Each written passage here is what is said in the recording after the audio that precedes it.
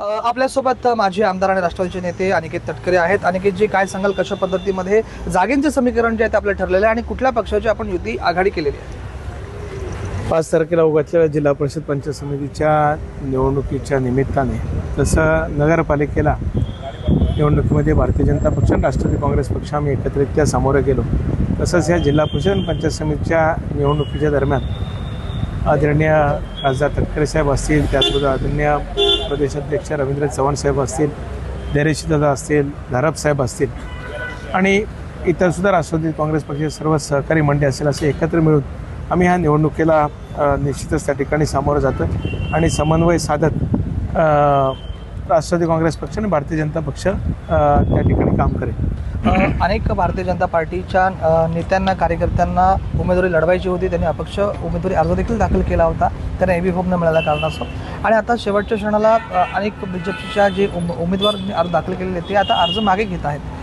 नेमकं काय ठरलेलं आहे? बीजेपीला किती जागा सोडल्या आहेत, राष्ट्रवादीला किती जागा आहेत, नेमकी स्ट्रॅटेजी काय ठरते? त्यामध्ये शेवटी युती आघाड्या ज्यावेळेस होत असतं त्यावेळेस स्वाभाविकच आहे, काही ठिकाणी राष्ट्रवादी काँग्रेस पक्षाला इच्छा असून थांबावं लागेल, काही ठिकाणी भारतीय जनता पक्षाला इच्छा असून थांबावे लागेल.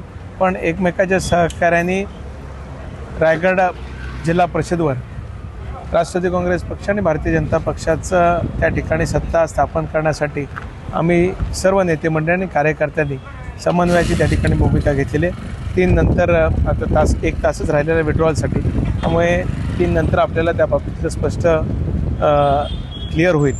पण एक गोष्ट आम्ही सर्वांनीच ठरवलेली की नगरपालिकेला जसं एकजीव होऊन काम केलं, आमदारकी खासदारकीला भारतीय जनता पक्ष आणि राष्ट्रवादी काँग्रेस पक्षाने काम केलं, तसंच ह्या निवडणुकीमध्ये सुद्धा काम करणार आहोत.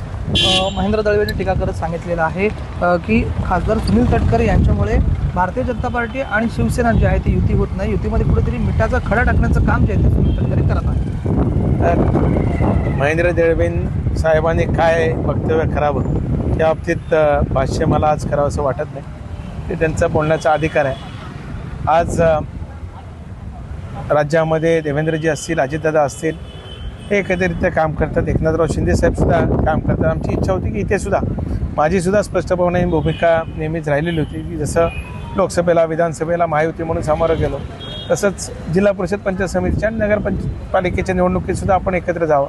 पण सुरुवातीपासूनच शिवसेनेच्या काही नेत्यांनी वेगळ्या पद्धतीची भूमिका घेण्याचा प्रयत्न केला. तटकरे साहेबांवर वारंवार टीका ते करत आले. आमच्या इतरसुद्धा जिल्ह्यातील नेतृत्वावर टीका करत होते. त्यामुळे ते काय होऊ शकलं नाही. पण आता जी आहे परिस्थितीला आम्ही सामोरं जाऊ. धन्यवाद. हे होते माजी आमदार अनिकेत तटकरे. राजवैश्वम, टीव्ही मराठी, रोहा, रायगड.